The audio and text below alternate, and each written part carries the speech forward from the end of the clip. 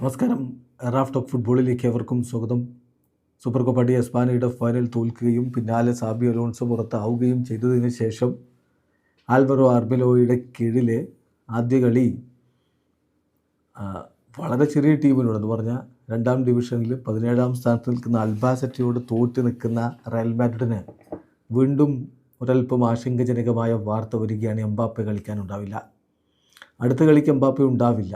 അതിനുശേഷമുള്ള കളിക്കും എംബാപ്പെ കളിക്കാൻ സാധ്യത കുറവാണ്. അതാണെങ്കിൽ UCL പോരാട്ടമാണ്. ഈ വാർത്ത പുറത്തുവിടുന്നത് ഫ്രഞ്ച് മാധ്യമമായ ലേക്യുപ്പാണ്. അപ്പോൾ ലേക്യുപ്പ് വളരെ കൃത്യമായിട്ട് പറയുന്നു, Kylian Mbappe will not play versus Levante this weekend.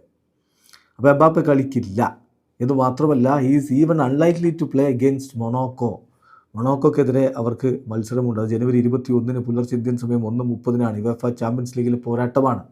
ആ കളിയും അദ്ദേഹത്തിന് നഷ്ടമായേക്കും എന്നാണ് റിപ്പോർട്ട്.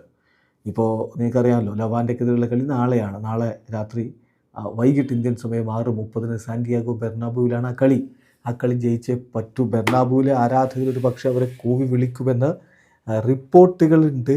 അതിനിടക്കും പക്ഷേ അവർക്ക് അവിടെ ജയിച്ചേ പറ്റൂ. അപ്പോൾ ആ കളിക്കും എംബാപ്പെ ഇല്ല.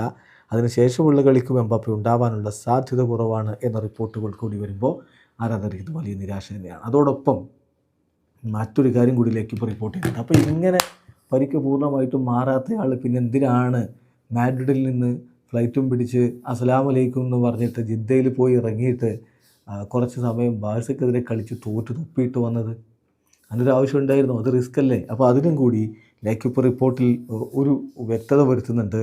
The reason he played versus Barcelona was try to save Xavi's job.